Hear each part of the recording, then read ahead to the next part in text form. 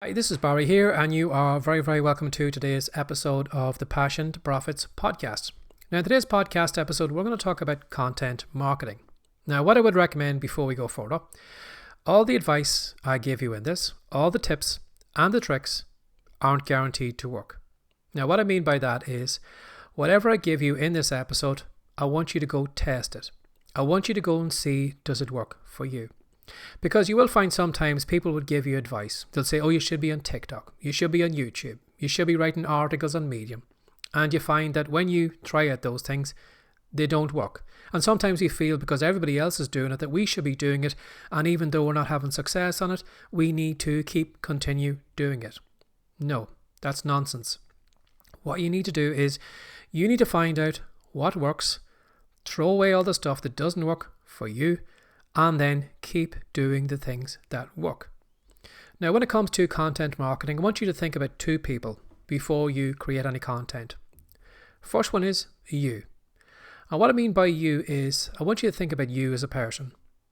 Now, when it comes to content marketing, it's going to be something that you're going to have to do long term. So it should be something that you like. You know, if you're building a business around your passion, your content marketing should be something that you enjoy doing. So what I'd say to you is, think about you as a person. Do you like writing? Do you like making videos? Do you like maybe talking? And what I do is I would lean into the things that I like doing. You know, if you like making videos and then everybody else is doing blog posts, everybody else is doing articles on Medium, and you go chasing after them, how long do you think you would keep up writing if you didn't like writing? You wouldn't do it very long. So lean into the things that you like doing. If you like making videos, well then you can be guaranteed you're going to show up here consistently making videos for TikTok, YouTube, or whatever platform you put it on. So lean into what you're good at. Lean into what you like doing. And you will find that in most things, building a business around your passion and making money online is going to involve you be consistent for a long time before you have a lot of success. So you need to find out what you like doing so that you can keep doing it again and again and again, regardless of what anyone else says. Lean into what you like doing. Second thing I'd say to you is think about your end user. Now, your end user right now, as they find your blog post, as they find your video, or maybe listen to your podcast episode, are coming at that content with this mantra in their head. What's in it for me? They're thinking to themselves, well, why should I read that blog post? Why should I watch that video? Why should I take the time to listen to the podcast episode? So what you need to do is you need to lift yourself out of your head. You need to put yourself in the head of your end user. And just ask yourself that question. You know, why would anyone read this blog post? Why would anyone give me a few minutes of their time to watch this video? Why would anyone listen to me in a podcast episode? And by you actually asking yourself that question, you're going to take your content creating a lot more seriously. You are going to create good content because you know that by creating good content, it means your audience is going to read your content, watch your content, listen to your content because it's benefiting them. So think about that when it comes to creating your content. Is you, what do you like doing regardless of what anyone else says? And then two, what does your audience want to spend time watching, listening and reading? Now when it comes to content, you need to realize that your content is going to attract your audience. You're going to find if you are creating a certain type of content, it's going to attract certain types of people.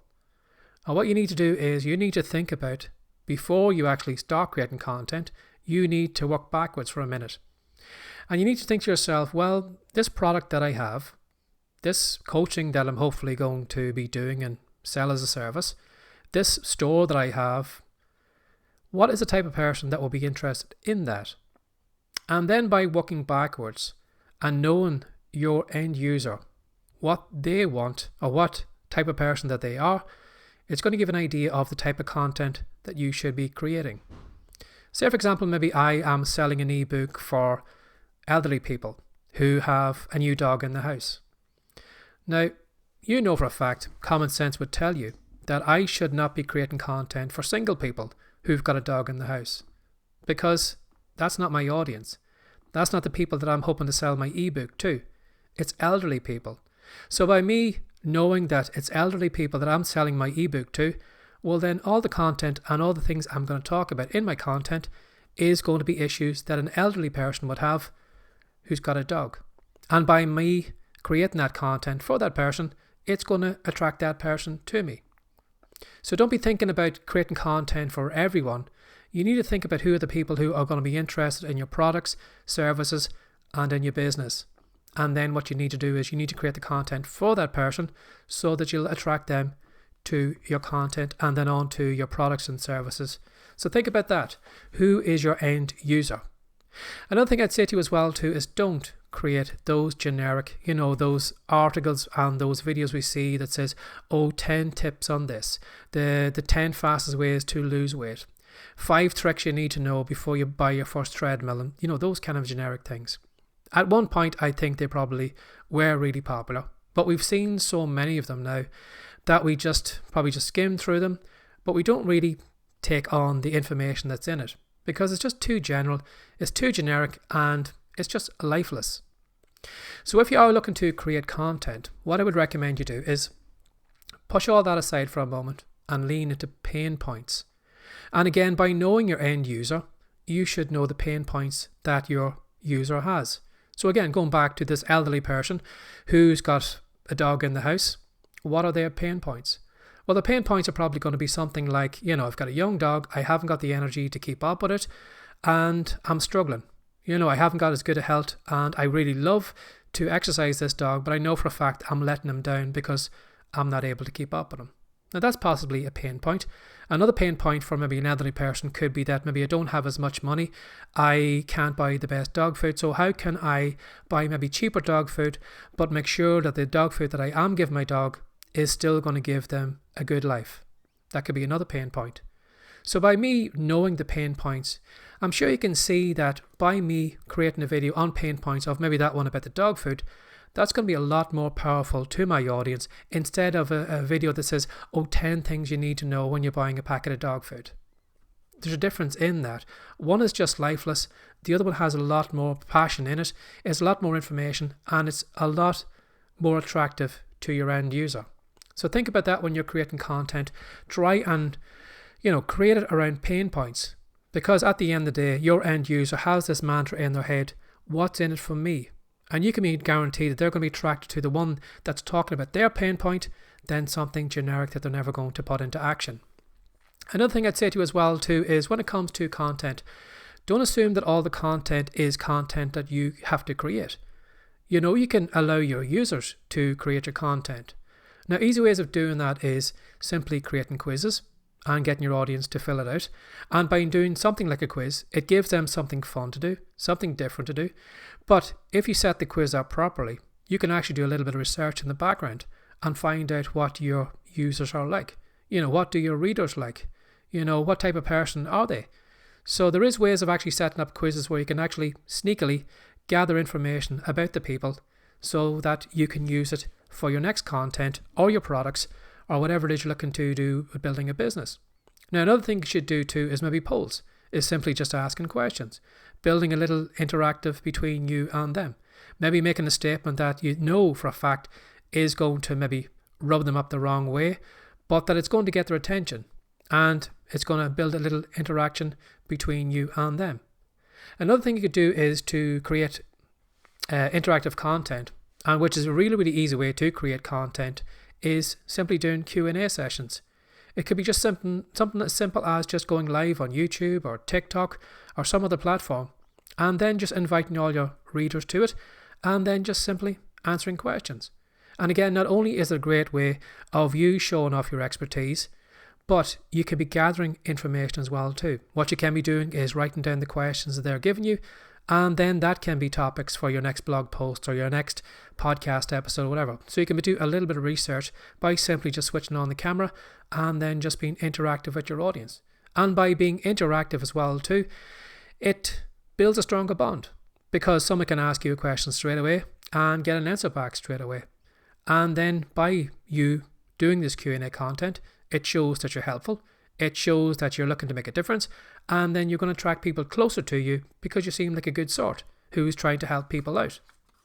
Now, what I'd say to you as well too is that when it comes to creating content, another thing you should think about is, as you're creating content, is having a look at what's successful with your audience. You're going to find after you maybe write a few blog posts, maybe make a few videos or a couple of podcast episodes, that suddenly one of the two articles or one of the two videos just explode. They just take off. And whatever was in those topics was something that really, really spoke to your audience and they couldn't get enough of it. And what I'd recommend you should do is, when you find something that just explodes like that, have a look at the subject in that content that you created and think to yourself, is there maybe an ebook in this?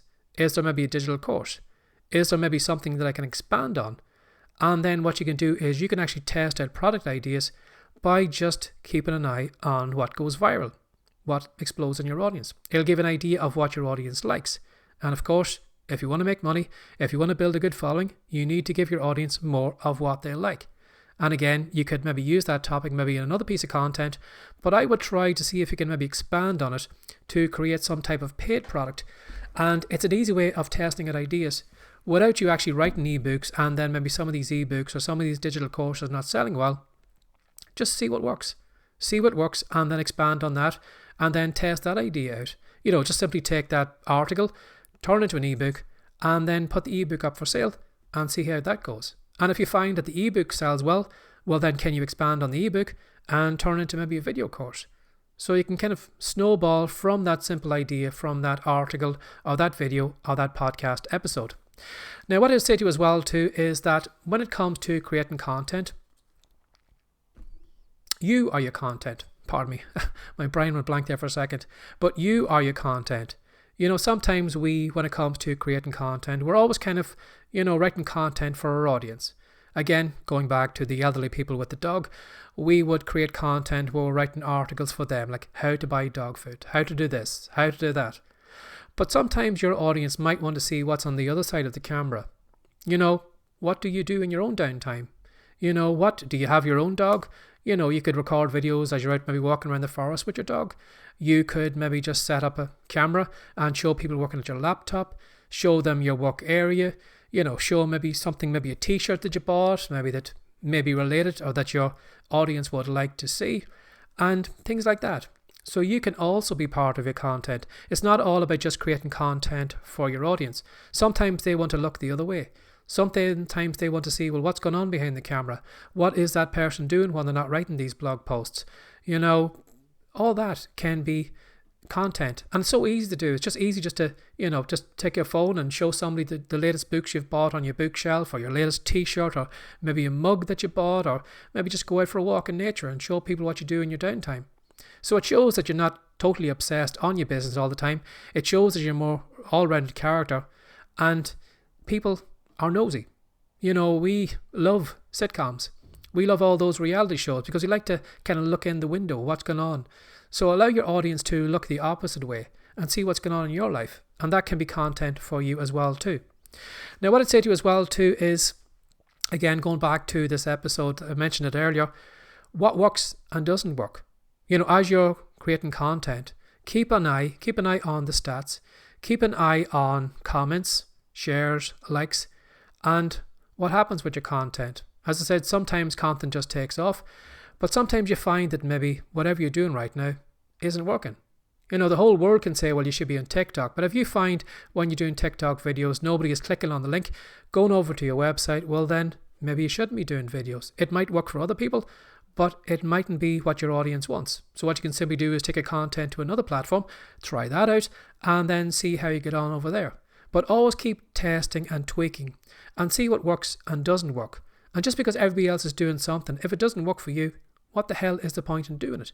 Just focus on the things that does work and keep repeating that again and again. But then again, test the odd idea as well too. If you do hear somebody mention a new platform or something like that, give it a go. But again, test to see, is it worth your while? And if it's not, go back to the things that do work. And what I'd say to you as well too is that when it comes to content creating, I think sometimes one thing that holds us back is that we have this kind of idea that we need to go back to a blank page all the time. That, if I'm going to record a video today, it means I need to sit down with a blank piece of paper and I need to work out, what should I talk about in this video? Or if I'm going to write a blog post, well, we need this blank page, and what am I going to write about? Now, that can work, but it's a waste of time. And what I would recommend, instead of burning out brain cells trying to think about what the hell should I make today, what should I write about, what should I talk about, never start from scratch. And what I mean by that, it's something the great Dan Kennedy said one time, is that to save yourself time, go back to something that was already done before.